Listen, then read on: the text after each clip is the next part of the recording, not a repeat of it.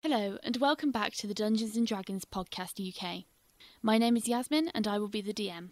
Hi, my name's Colin, and I play Cuin de Greymont, a paladin from Gavany. Hi, I'm Spencer. I play Caddo Chasseur, a cleric also from Gavany. Hi, I'm Brian, and I play Ogvar Shorefoot, a ranger from Kessig. Hi, my name is Samantha, and I play Elora Greyvale, a sorcerer from Nephalia.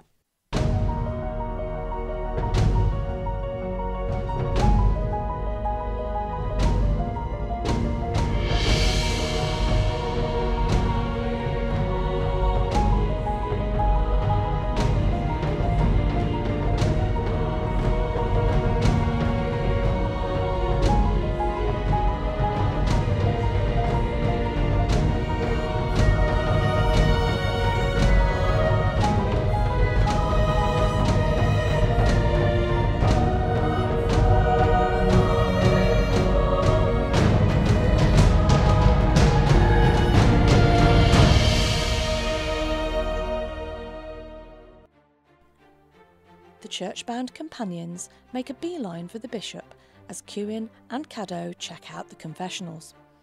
A difficult discussion with His Eminence saw Elora unceremoniously lay it on the line as she revealed the letter that had come to light and delivered the damning evidence of the skeletons in the closet.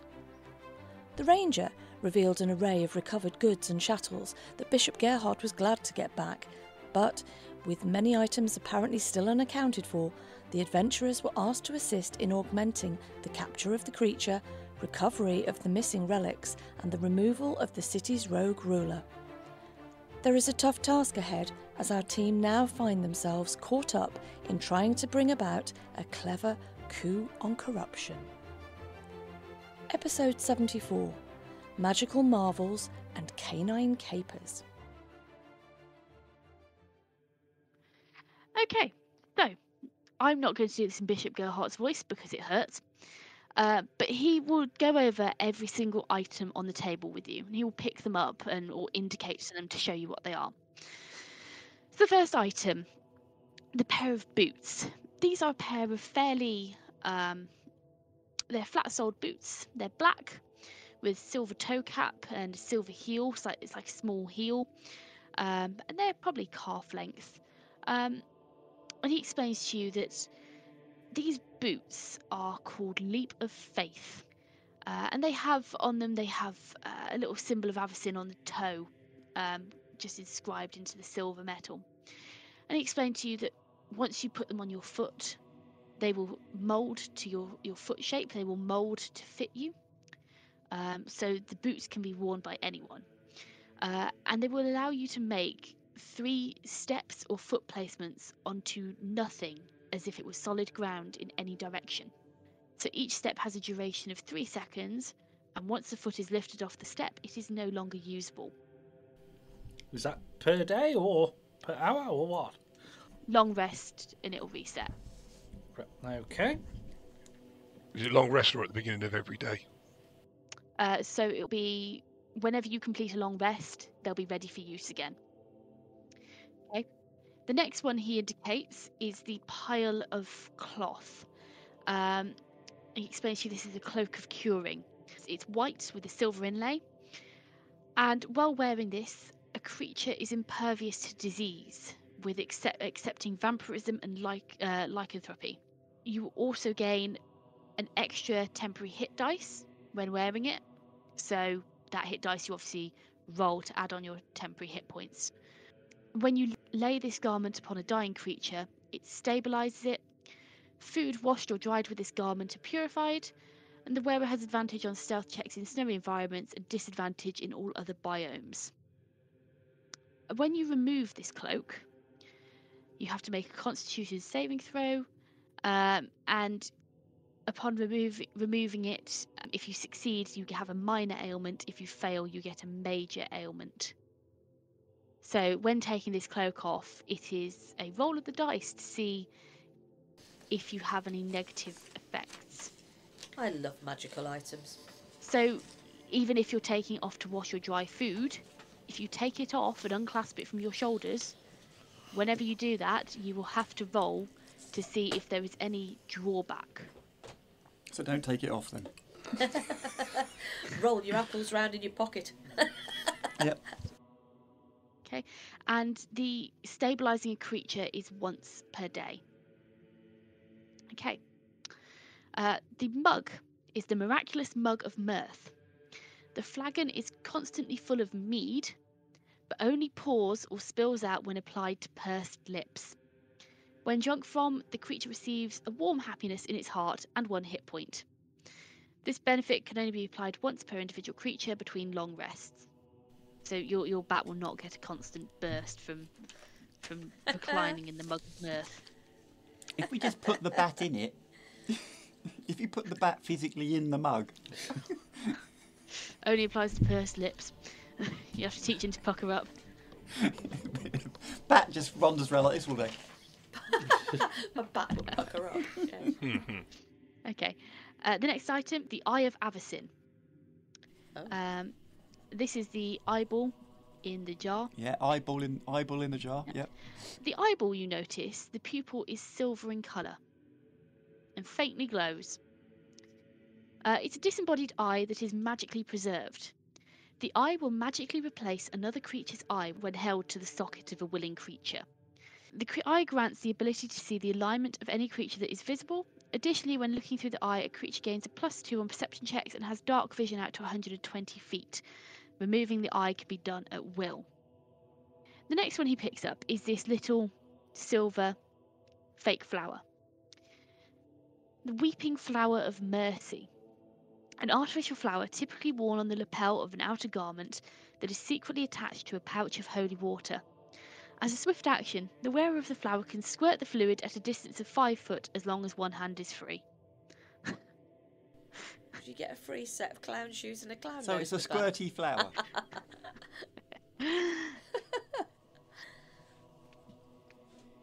Okay. Now, that might be useful. That still might be useful. That still might be useful because holy water sprayed on some things lets you know their background. Okay. Well, Next- vampire-like, Yeah, yeah. vampires and were creatures. Yeah. Next one he picks up is this little brown bag, sealed bag. It's the blessed silver powder of blasting.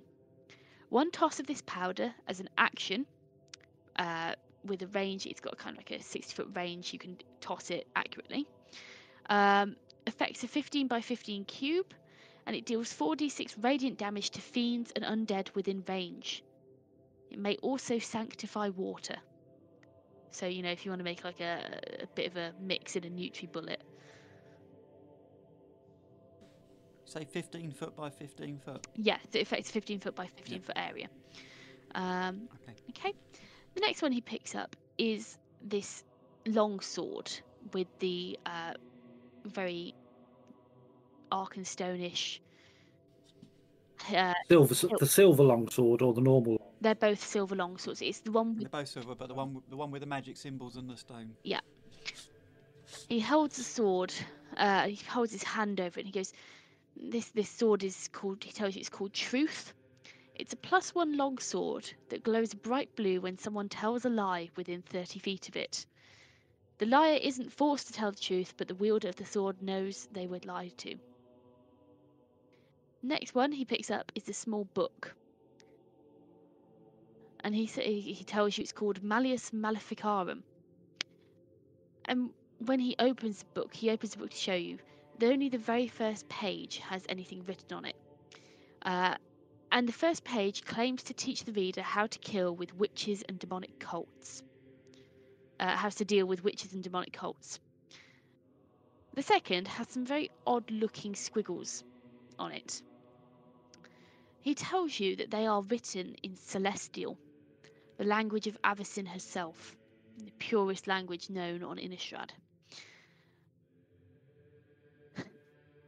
And he says he utters the words.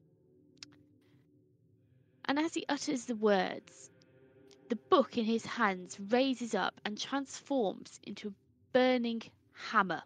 It turns into a +2 returning light hammer, and the flames emit this kind of light out to 20 feet. They feel warm, but they're harmless. You know, he doesn't get burnt. There's no scorch marks on the table. And then he makes a kind of flicking gesture with his hand, and the hammer returns back into the book form. The feather he picks up. So, quick Yep. question. You said returning light hammer. Is that a light hammer, not a hammer of light? Like a light hammer, not a hammer of light. Yeah, small hammer. Small hammer. Yep. Yeah. He picks up the feather. Okay, cool. He tells you this is the feather of respite, and that dropping the feather, even in utterly still air, will cause it to float in the direction of the nearest spot where you can get a full night's rest. The spot will be the best available protection from the elements and free from malign supernatural influences in the vicinity. But it might still be interrupted by natural creatures operating on their volition. It can be used multiple times but requires time to restore. If used on subsequent days, the range of the feather halves. Might be handy. So this is kind of like a depreciating value. So the first time you use it, it will go out to 200 foot. The second time you use it, 100 foot. Third time you use it, 50 foot. If you give it a break over sort of a night's rest, does it then go back up to 200? It said. Did I hear what? Did you say that it needed a rest to go back to full charge? Is that Yeah, what you it will. So if you use it 3 subsequent days in a row, the range will drop from 200 to 50 foot. If you then give it a long rest to like a full day to recover, it will then go out to 100 foot. So think of it as like levels. So if you use it up to level up and down, 3, yeah. you have to give it a full day's rest to get it back up to level 2, and then another full day's to get it back up to level 1. Yeah. Okay. Okay, and it will continuously halve. So if you go to like day 4, it will go to 25 foot, and then if you go to day 5, it will go to kind of 12-foot distance, which isn't very useful. But it will continuously, if you keep on using it, it will just continuously halve until it just does nothing, basically. Yeah, 2 inches. Yeah, basically, it will just kind of. It tells you are laying in bed. Yeah. Yeah. Okay, and then the final. Oh no, not the final item. The second. No, you've got final. 2 to go. Yep. The wolf song. The flute he tells you is called Wolf Song. It's an enchanted silver and mahogany flute that inspires ferocity and courage in battle to those who hear its chilling song. Those who hear it get a +1 to AC. If you do a bad job in playing it, the wolf carving on the front of the flute will bite you, and the user will lose 1 hit point. Okay, and then the final one is a silver longsword, and this is just a silver +1 longsword. Okay. Okay. Yep, so those are all the items that are in front of you. I will send you a copy of these sheets so you've got a full description, but I'll just have to edit it slightly. Okay. Cool. How does this work? Are we allowed all of them, or one each, or? Well, Whippersnapper, if you are willing to undertake the danger that dealing with these evils poses, I am whatever you need. If you wish to take all of them to use, take all of them by any means. I need the help desperately, Whippersnapper. As I said, my Cathars, the few that I have, they are. You may use them as you see fit. Running tasks, running errands, whatever you need. Okay, thank you very much. It's very kind. I think we shall all have to think about what suits our causes. Yes, and if you need anything else, if you wish to leave some items behind and find you need them later, by all means, come up to my. I can't exactly put them back in the vault, can I now? Definitely not safe down there, no. No. I shall lock them in my personal quarters in this room. I am the only one who has access. Take this key. I have a spare. Take this key. And he slides across again this silver key to you. It's a bit smaller. It's like kind of like a pocket, not like a big key. It's like a pocket-sized key, normal size key. Take this key with you, and anytime you need anything, or even if you want to, well, hide in here or take some quick rest, I have ample room. You are more than welcome to use this as your base of operations, should you wish. Okay, that's very kind of you. Thank you very much. I agree. That's very kind of you, Bishop. Obviously, we'll leave the stuff here. It's your stuff. If you don't mind, I think, guys, do you want to, and Esther, do you want to go back to the the guild, and we need to sit down and discuss this, I think. And then we'll come back and talk to the bishop about what we can do for him. We need to formulate a plan of action. I think we definitely do. We also need to discuss this and see whether we're up for it. I'm assuming that we probably will be, but I think we need to just decant back to the guild and discuss this through. And maybe we can come back to the bishop. Perhaps over lunch. Yeah, that would probably be a good idea. Esther nods at you. She goes, yes, I think that would be a good idea. Gerhart, if I may. And she turns to him and she places her hand over his, where he's got it still kind of laid, clasped over the table. She places her hand over his. She looks him in the eye. She says, Gerhart, there are, as Cuin said, there are, Cuin, Caddo, there are bodies or remains down in that warehouse. I ask of you, for their sake, for the sake of their souls, so they may return to Avacyn's embrace, would you please send some of your Cathars down there to take care of the remains for us, for them, for you? I cannot stand to think that there are those poor souls must remain in that place. Please, I ask this of you. Gerhart looks at her. He goes, of course, my dear. I shall see to it as soon as I can. That I will promise you. And he looks around the table at all of you and he goes, I can only thank you. Even should the task be too much to ask of you, I thank you for doing what you have done. From the bottom of my heart. Truly. Alora's going to nod and she's going to stand up, push a chair back, and she's going to quietly leave the room. Yeah.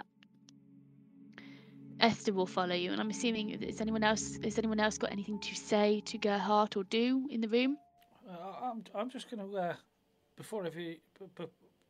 just going to turn to Caddo and Oliver and say, I think that sword of truth might come in handy, so we can know if anyone's been lying. Most definitely, yeah. Especially his nibs up top in the big house. Yeah, so if it glows when it lies, I mean, I've only got to have it on my back, really, haven't I? I'm going to turn round over my shoulder, having heard that, just as I'm going out the door, and just say, I think you might find that it's going to be permanently glowing, Cuin. Well, it would light the way, if nothing else. So that is also true. And with that, she sweeps out the room. She's going to head back down through the church, out to the front of the streets, and wait for everybody else to gather, she's going to assume that they're going to make their way straight to the guild. Yeah, okay. Is anybody wanting to do anything on the way, ask any particular questions or do anything on your way to the guild? Or any conversation you wish to have? I think it's beeline to the guild and discuss over lunch, isn't it? Caddo needs lunch. Well, I'm sure glad of this fresh air. It's been a hell of a morning. Yeah, and I think it's going to be quite a long evening. I think we're going to have more than one long evening. I don't think this is going to be a 5-minute jaunt. No, I don't think so. There is something else puzzling me. Slightly unrelated to all of this. Do you think that the Nebelgasts make it this far south? You know, as far down as Selhoff? I mean, I know that's a little bit out of left field, but I have noticed, I've been thinking about it, and the weather has been, it's been quite even. We haven't seen any storms. I mean, there was that strange movement. I don't know whether it was a trick of the light offshore when we were at Dranau, but I noticed I haven't asked anybody about Nebelgasts. Well, yes, but remember, dear, we haven't been down here that long. No, I suppose not. Maybe that's something else. Anyway, it doesn't matter. It's a bit off at a tangent. It's just something I was pondering over, I guess. The weather has been unseasonably pleasant of late, but let's not complain about that. Well, no, I just, yeah, maybe I'll ask somebody, but not right now, eh? I mean, if it rains, poor old Cuin's going to rust up. Mine's chainmail, so I was thinking more. half plate or plate like that. That'll rust really well. I was thinking more about the hinges on your helmet, sir. there Oh, you well, go. that might help. It might either stay open or stay closed. Well, if we do end up down that pipe, maybe he'll take a dip and that will help his helmet. I'm just trying to find some humour in it somewhere. Well, I think we should go and have something to eat. Yeah, let's Talk. make haste. Yeah, make haste. Get to the guild and talk about what's what. A hearty lunch before we go back into the fold. Yes, because I really do want to smash something. Yeah, we need We to need hit a something. plan. Okay, so you make your way through the city streets, and perhaps everyone make me a. I want to say perception, but that's a 5e thing, isn't it? Mm-hmm. Yep. Let's see. Everyone make me a. I'm going to say it's going to probably be a wisdom. So I'm just going to say everyone make me make me a wisdom check. Oh, that's my worst one. And you can all have My a plus. absolute worst You one. can all have a +2 on that as well because I'm feeling nice. Wow. Oh, in which case that's Wow. 23 all in for me. Right? Oh, shit. That's 22 for queuing. Hold on. What was it? Plus Straight wisdom. Wisdom plus two. Yeah. +2. So 3 and 19 makes 22. Oh, well done you. I got an 18. So Yep. we've got a 22 and a 23 knocking about. 22, 23. With a -1 and a +2, that's a 5 Oh, good work. from Alora. Clearly busy looking at her boots. And Ogvar. With the +2, is a nat 1 still a nat 1? Okay. So Just when I was feeling bad. as you're walking through the city streets, with this conversation with Gerhart echoing in your mind, and perhaps what he's been saying and the information he's divulged to you finally, kind of still very at the forefront, you're looking around and you're noticing that there are a lot more guards in the area. They're hanging around on street corners, appearing in twos out of small dingy alleys. You know, and while you would have originally said, oh yeah, they're just patrolling, when you take a look at these guards, these so-called city watch, they look rough. And not in the sense that they've been through some tough battles in the defense of their city rough, but they look of less than upright standing rough. They look like they've been dragged from the depths of the taverns. They look like they've been kind of fished out from slums, or they don't look like very honest or good people. They look like, More like bully boys. yeah, they look like they've been hired to bulk up numbers more than anything else. And I mean, I don't suppose any of them have got a really long nose, whiskers and a tail. what was that? I don't suppose any of them have got a really long nose, Spencer's whiskers and a tail. No, there's Because that would make one of the tasks really easy. no, you don't see any of those. No. And as you're looking around, Ogvar, you have the unfortunate experience of walking into the back of a horse. As you're just kind of looking around, Nice. you get distracted by this kind of flicker of movement in one of the alleys, and as you kind of turn to look and take a peer down the alley, and you see a couple of these guards kind of hanging around, up to no good really. You just kind of take a step forward and just straight into the back of a horse. Oh, sorry, Mom. I didn't see you there. Oh, no, sorry. Yep. And it isn't long before you reach the front door of the guild. As you approach the guild, the front entrance to the guild, everyone make me a spot check.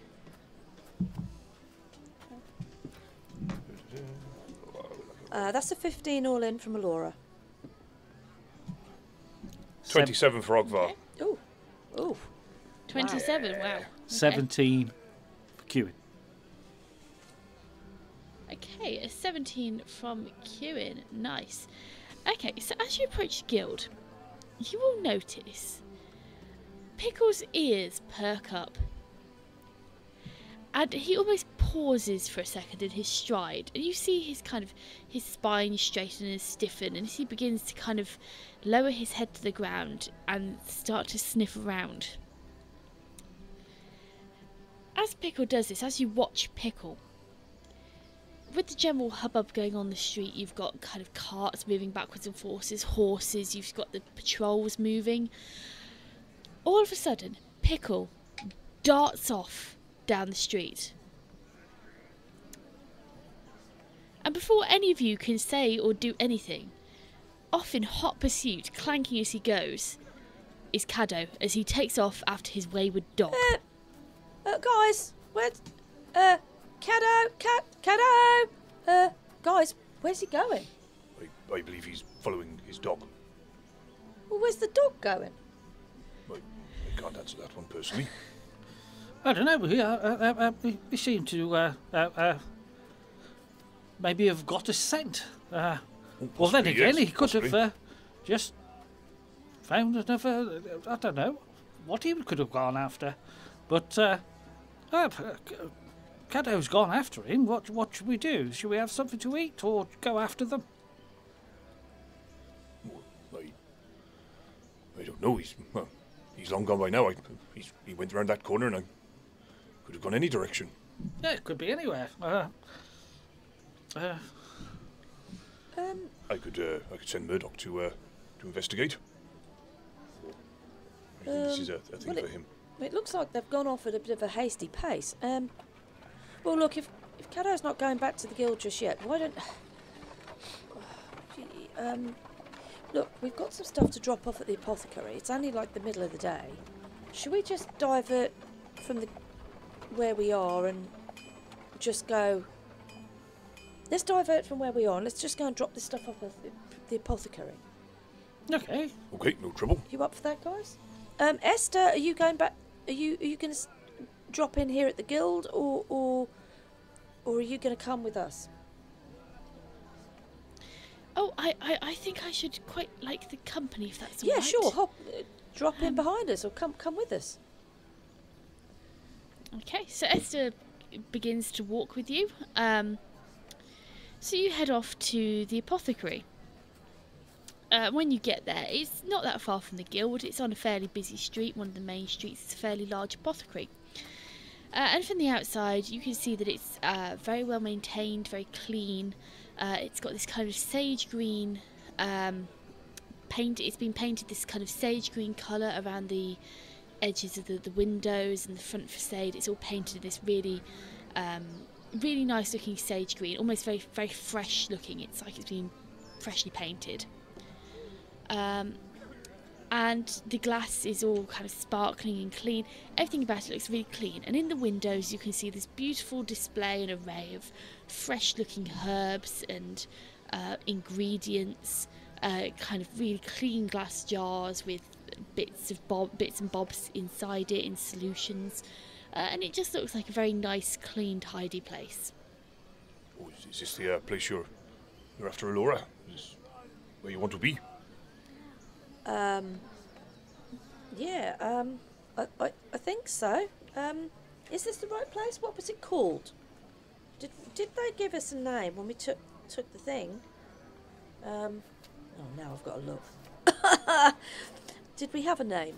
I'm just going to my notes. So on the back of the original slip of paper, there was the name Ardrum's Apothecary. Ardrum's Apothecary. Laura's just gonna look at the little slip of paper that the guild gave them when they took the contract on at Drenau, and she's just gonna confirm. Yeah, Ardrum's. Yeah, this is it. This is the place. Oh, okay. But don't tell them that we got into town kind of like, you know, we've been here kind of a day or two. It's, we were supposed. Did we? I thought we arrived just now. Well, no, but we were supposed to drop it off when we arrived, but we've kind of been sidetracked with other things, so we've just gotten here. We've just gotten here just We've now. just gotten here. You got that, Cuin? We've just rocked into town. Yes, yeah, okay. Yes, okay. I'll just keep quiet. Right, Alora's going to move forward and she's going to, is it push the door open or turn the handle or whether it's a latch or whatever. She's going to open the door. Yeah, so you walk up to the door and it's got this kind of this stone stoop which you step up onto. And the door is a simple push open door. And on the inside of the door there's this really beautiful little hanging sign with the word open in gold painted on it. Again, this kind of sage green colour, the same colour as the outside.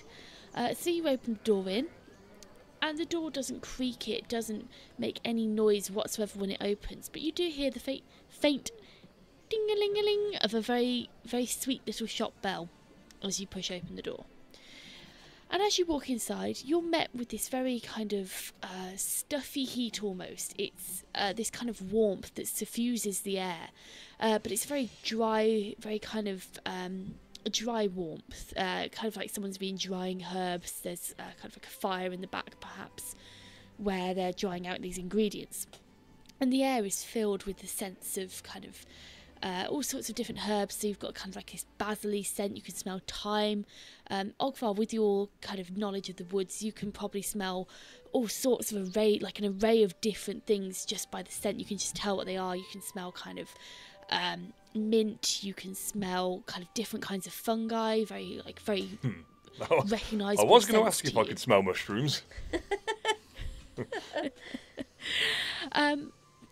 So yeah, this kind of warmth hits you in the face and it suffuses into your body, and just being in the room, you get this kind of sense of relaxation, and it's obviously very like a very healing atmosphere almost.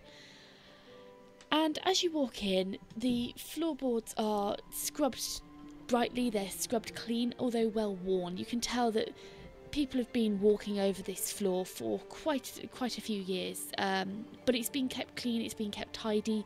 You haven't got stray splinters or nails sticking up, and you can actually see a couple of patches on the floor where it looks like there have been some repairs, some very obvious patches where newer floorboards have been put in to replace old ones. But the shop itself is filled with these kind of display racks almost, and they're almost like pigeonholes, like the old pigeonholes you get in post offices. And you've got on the one side, you've got a full wall of apothecary drawers, and each of these little drawers has its own tiny little brass knob, and inside a little kind of placard there's a little piece of parchment with obviously the name of whatever's in the drawer kind of written in this very fine calligraphy. And it's stacked to the gunnels with fresh stock, dried stock, things in jars. But it looks, I mean, you can run your hand over the surface of any of these shelves and your finger will come away clean. This is a really clean place, reputable, obviously quite well off, and it's just has this atmosphere of being well loved and well managed. So, what are you doing? Are there aisles in the shop, or how deep is it? Is it quite deep? Is it quite a large shop? Okay, so as you walk in, there are 4 aisles. So you've got these apothecary drawers on the left-hand wall, filling the entirety of the wall, and then you've got 3 of these kind of pigeonhole kind of shelving units throughout the rest of the room, kind of spread evenly. So directly ahead is the middle one, then you've got the 2 on either side. And as for its depth, the shop isn't particularly deep. It's quite shallow, and you can see that on kind of at the far end, you can see like a counter, almost like a bit of a pharmacy counter-like thing. And actually, kind of maybe a spot check, everyone. Oh, we like rolling dice. That's an 11 all in from Alora. That's an 11 11. for Cuin. 11. 24 for Ogvar. He's got his eagle eyes on. I see everything. Okay, so Cuin and Laura, you're probably too busy taking in the surroundings, taking in what's on the shelves, because every single item on these shelves is labelled with a piece of parchment with this beautiful calligraphy labelling what it is. So you're probably just looking around and going, oh, what's that? And just, fully inspecting this shop. Ogvar, you take all this in, and some of these ingredients, you're like, yep, there's basil over there. You're just you're able to kind of smell where things are. It's very odd, but you can just tell. But as you're looking around, you perhaps take more notice of the back end of the shop where this small counter is. And I say it's a small counter, it's probably only about 3 foot long. And it leads to this little kind of cut through in the wall. But looking through, you can actually see that behind this counter, in the room beyond, you can see what looks like a dispensary. So you can see little kind of paper bags which have been rolled and sealed, tied and sealed with wax. So you can assume there's some form of prescription where people have ordered items to be picked up, and they've been bagged up ready to go with little kind of bits of scroll, like calligraphy writing on it. And you can see these kind of stacked up, and you can also see in the back, you can see kind of wafts of steam where you're assuming something's drying. And right above, you can probably just about make out, right above kind of the centre of this room, there is a big, long, it must be about 6 foot long, and it is right up in the ceiling, a kind of what you would say would normally be used as a laundry rack, where you would hang your laundry and then raise it up so it's above and out the way. But what they've done, instead of putting laundry on it, you can see in a various assortment of herbs which have been strung up to dry, kind of garlands of cloves and other kind of ingredients which have just been left there to dry. Okay. Yeah. Ogvar sort of like, he's a bit overwhelmed at how clean it is, so he sort of like just fold his arms and keep his arms in his armpits so he doesn't knock anything over. And then he looks up and sees, it's a novel use, that is. Maybe I should do something like that. Not so keen of the washing myself, personally. Look at that, Laura. There's all sorts of supplies and bits and bobs up there. Oh yeah, that's it. This is a nice apothecary, isn't it? Yes, it's quite well organised as well. If you look out the back, you see it's all parcelled up all quite neatly. Oh yeah, that's clever. That's a good way of hanging herbs. Actually, that's a good use of space, I'd say. Yes, quite it's so. It's not the biggest shop, but it's a lot in here, isn't there? Yes, yes. I wonder if Leopold's place is like this. I'm not sure.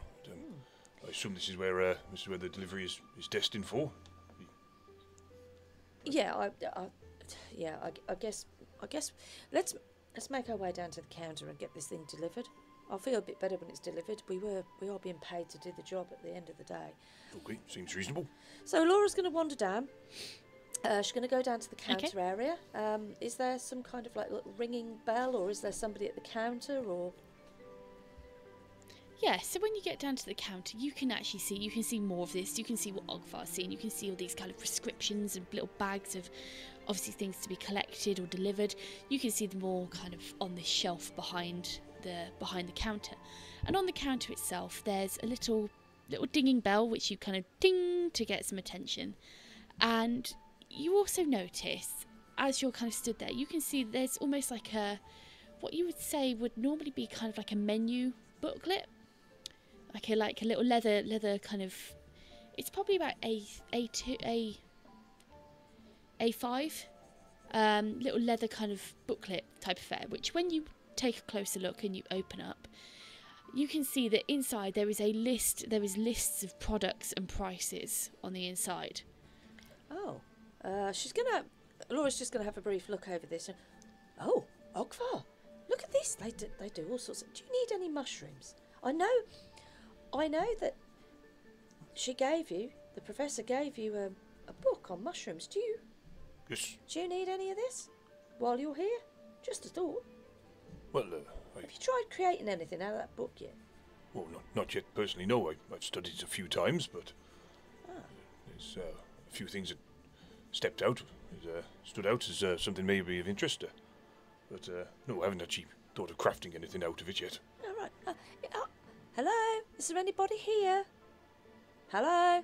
Okay, so you've dinged the bell and you're having this discussion and you call out, and a voice from the back emanates, "I'll be with you in just a moment, just a moment." Okay, fine. No hurry. No hurry. And about a minute later, a gentleman appears round the corner. He looks to be perhaps in his late 40s. He's got kind of salt and pepper hair, and he's quite thin. He looks like he kind of keeps himself in good shape, keeps himself quite healthy, and he's very, very clean. That's something you notice. He's very, very clean. He kind of, as he comes around the corner, he's wiping his hands on a cloth, and you catch sight of his hands, and they're very clean, very well kept nails, very well trimmed. And his clothing itself, you see he's got this kind of apron on, and it's a sage green apron, and it hangs over his neck, and it's tied round his waist, and you can see kind of splatters of various kind of juices. You'd say probably plant juices, obviously where he's making concoctions or using the ingredients to make things for his shop, and they've got onto his apron. But his clothes themselves, he's got this very very pristine white shirt on, which the cuffs are folded over and rolled up to his elbows, and it's all very well pressed and kept very tidy. He comes up to the counter and goes, "Oh, how may I help you?" I think it's how we might be able to help you. We've travelled down from Drenau, and we've not long got into the city, we've picked up some apothecary supplies that you wanted delivered. We picked up a contract from the guild, and we've collected those, and we've brought them down for you. Oh yes, yes. If you could, if I could see them, that would be wonderful. Absolutely, not a problem. I think we might have probably put those in Orland. Yes. Unless you had them, Cuin, you didn't have them, did you? Oh no, I don't think it's. No, you and Ogvar had them. Yeah, I'm pretty sure I put them in Orland. To be fair. Okay, just give me one moment. No, they're Orland. Could we have the bag of apothecary supplies for this gentleman, please? Orland kind of goes, "Right then." Bleh. And you see the top of this bag emerge out of Orland, and you're able to kind of grab hold of it and give it a bit of a tug, because it is a fairly bulky bag, and pull it out. I can't remember it being quite this heavy. So here you go. It's on the counter, I assume. And just plop it up on the counter for him. Yeah, it's a fairly big bag. It's kind of torso sized. It's a big sack of goods. It's not the heaviest, because obviously kind of talking about dried supplies and fresh supplies, they're not that heavy. They don't weigh that much. So you put it up on the counter, and he takes the bag and he opens it up, and he begins kind of pouring through the supplies, looking on the top and pulling out the side of the bag and tilting it, pushing a hand down the side to kind of see what's at the bottom. Oh, well, that all looks in order, and I must say they're the freshest condition I've ever received goods from Drenau area. We have a good way of, preserving these things. I'll have to say, it was a bit of a squeeze getting them in there, because that's quite a big bag, but, I think they seem to be, they're not too heavy. Bag's a bit bulky, but yeah, they should be nice and fresh. Yes. I don't suppose you could tell me how. I suppose it'd be a trade secret. Well, a very closely guarded one. Yeah, it is really. But, if you ever have need of us again, I suppose, I don't know, you might be able to contact us through the guild or something. My name's Laura Greyvale. Yes, of course. So maybe Laura Greyvale. Yeah, and this is Ogvar Shawfoot. And you... Hello, and I will stick out my grubby hand to shake his. He looks at your hand and he immediately clasps hold of it, shakes your hand with a firm handshake, and then wipes his hand on this rag he's put back on his kind of hip. And I will do the same. I'll wipe my hand on my knee. And I'll go, "Yeah. Hello, I'm Cuin de Greymont. Nice to see you." Out comes the gauntlet. And I will vigorously shake his hand. Rip his arm off. Yeah, you grab his hand, and his arm gets that effect where, you know, someone shakes your hand too hard and your arm's like, woo, up and down like a one of those Chinese lucky cats. And he's got that effect going on. But he looks ever so excited to kind of, you know, shake your hand, and he doesn't look put off by this or anything. He almost finds your enthusiasm very endearing. And this is well, you've met the other three of us. Here's Esther. This is Esther. Esther Aziz. Oh, hello, dearie. She reaches out to shake his hand, and he takes her hand and kisses the back of her hand. Oh, proper gent. And he goes, oh, enchanted. Oh, I've sticks his tongue out. So Elora smiles at this. So as you've introduced yourself, you've noticed he's taken a slip of paper off and he's written down your names. Very, as he writes, you notice it. This is his very calligraphic handwriting. So this is obviously him who's made these signs for his shop. And he writes this. He writes your names down. He probably tacks them to puts them on like a little, stretches the paper taut, and then just kind of onto a little hook, you can assume, behind the counter. So he's now got your names there. He goes, well, these are excellent supplies. And as he does that, he kind of pats his hands on the bag on the counter, and he goes, right, well, your payment will be sorted through the guild. Thank you ever so much. It's a pleasure to meet you, and I hope we can do business again soon. And one second here, and he reaches down behind the counter, and you hear a lock turn, and he reappears with a small glass vial filled with a red liquid. He goes, well, I can clearly see you're travellers. You're the fighting type. Should you ever wish to carry supplies for me again, I'd be more than thrilled to have you do the job. So let's make sure you stay alive to do that, shall we? And he gives you this small glass vial. Oh, that's lovely. Thank you very much. Can I? I'm guessing I might know what it is, but could I just confirm with you what the contents actually are? Yes. Oh, of course. This is a potion of cure moderate wounds. It's a bit of a homebrew. Bit of a derivative, you could say. But yes, it should be fairly potent. Well, do you know what? That's really very kind of you and very much appreciated. Oh, yes, most generous of you, sir. Yeah, that's fantastic. Do you mind if I ask you a question? I came across. It's Sure. more of a city question. I came across the name of Axum recently. Do you know somebody called Axum? I've got something. I've got something to deliver. I've got a letter to deliver, and I just wondered where I might be delivering it to, because we've only just come into town. I don't really know where I'm going. Make me a bluff check. I let you get away with the only just coming into town bit. Bluff, okay. Oh dear. Well, with a +4, that's a whole 6, which is a bit of a shame. Yeah, that's a 6. She's going to smile really nicely. Looks at you. He looks at you and he goes, well, and he looks at you with that kind of look where he knows he's not questioning the bit about you arriving into town. He knows that you want information about Axum. He doesn't believe the reason why you want information about Axum. At this point, Alora, he does not buy it. But he. At this point, Alora's going to pull out. All right, okay. I was going to back that up. But he looks at you.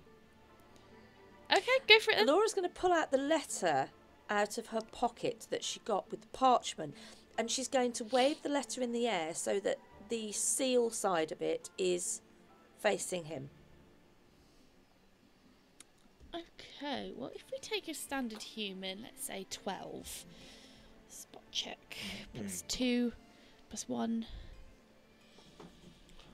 13. Okay. Make me a bluff check, DC 13. That'll be a 22 all in. Whoop, whoop. Yeah, okay. So when you wave this letter around, you wave it around in such a way that he doesn't notice the seal is cracked open. Yeah. He thinks it is still a sealed letter. He goes, oh. He looks at you and you can see his kind of look, it's this sceptical look he's been giving you. It melts away and he's like, you can tell he doesn't fully buy your reasons for wanting information about Axum, but he can't really deny it. You've got proof there. So he looks at you for a second and, yes, Axum, he's the city lord. I obviously understand you are from obviously Druid way, I'm assuming. You've come that way. So I wouldn't expect you to know much about the city lord. Yes, I mean there's not really much to say. I pay my taxes, I pay my fees to the city, and I have my shop here. I haven't really had many dealings with anyone associated with the city lord. I wasn't looking for personal information. You understand that's not my business. I was merely wondering if you could point me in the direction of where his residence might be, because obviously at some point I've got to just drop this in as I go past, and I'm not quite sure where it might be. Oh yes, of course. Forgive me. Yes, if you head up to the noble district, it should be fairly easy to spot lots of big fancy houses and far too much money for their own good. But if you head up towards the noble area, you should come across it fairly easily. It's the biggest house, it's the biggest residence within the city. And considering you're not from this area, then you might not know. But the city lord has come from the Axum family for a good number of years, since before I was born even. Many decades the city lord has been from the Axum family. They've been in power. However, historically, it would always be that the city lord would inhabit the biggest residence in the city. So previously, 80, 90 years ago, the city lord's residence was inhabited by a different city lord, a different family. So just look for the biggest building, and there you go, city lord. Boom. Oh well, that's amazing. Thank you. Yeah, that's great. Thank you for your help. I'll take a wander up there later and get this dropped off. Thank you, much appreciated. Well, I wish you all the luck in that. Not that you need it. Very competent people you are. I hope to see you again soon. Yes, that's fine. Thank you for that. And we'll go and complete this contract up at the guild. Could I just have a look at that the list, please? Yeah. Cuin, be my guest. I'm going to hand him the list that I've got in my hand. I'll just turn around and hand it to Cuin. And I'm going to have a look through to see any healing potions, what the prices are, if that's okay with you. Okay. Yep. Let me just get my DM's guide.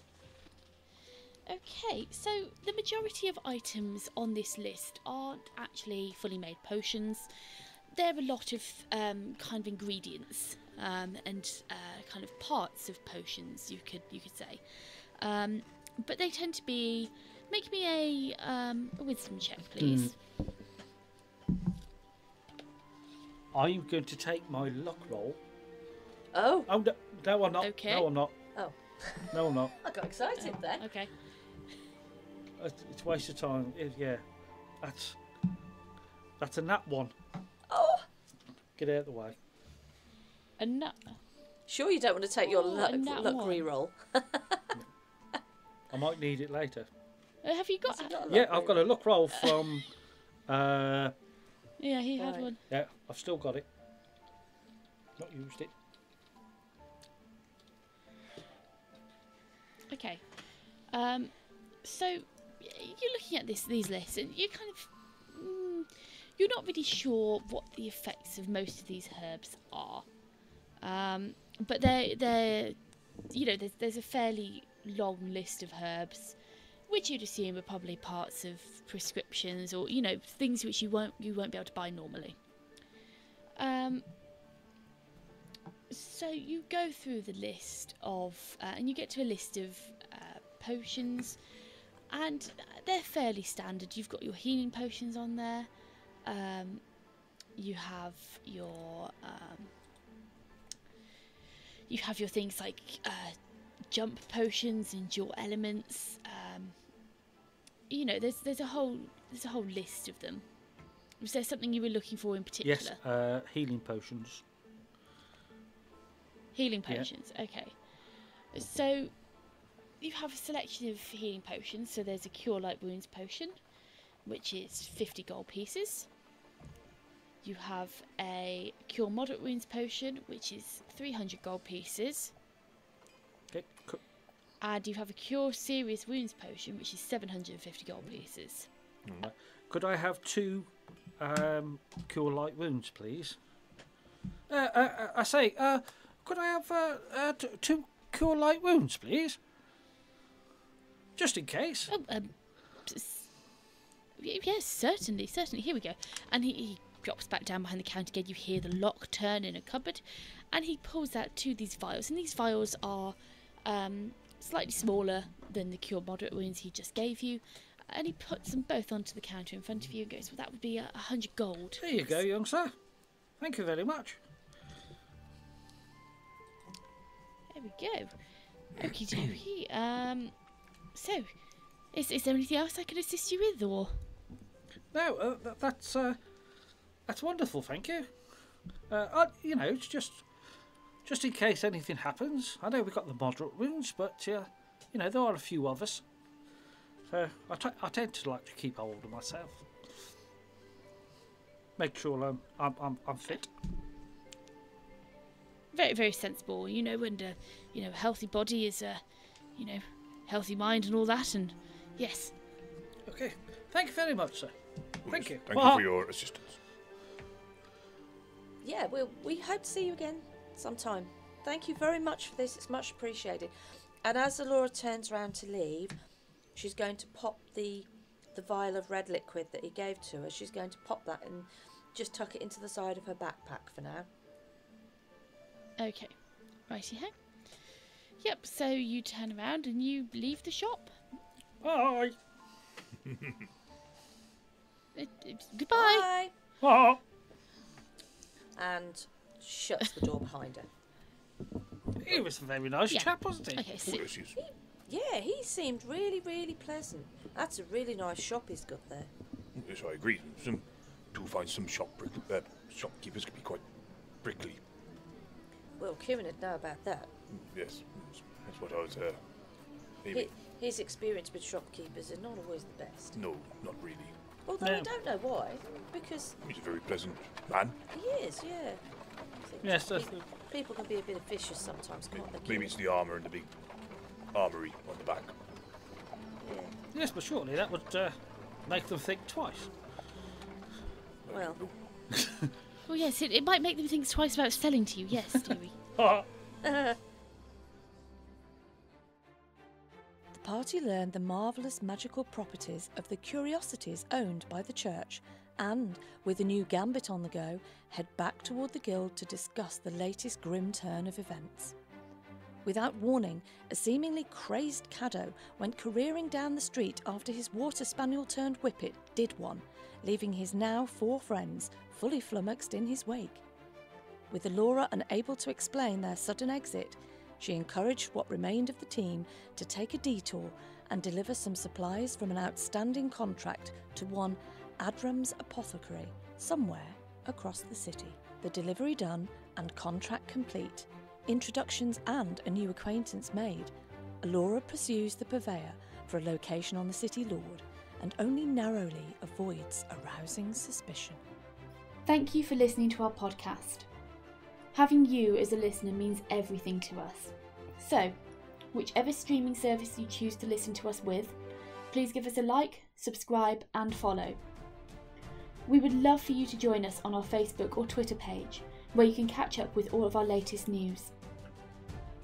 While you're waiting for the next episode of Secrets of the Silver City, why not pop over to our website, where you can read all of the information about this campaign, from backstories to setting. All of the links are in the bio of this episode. Join us again next week for the next instalment. Thank you for listening.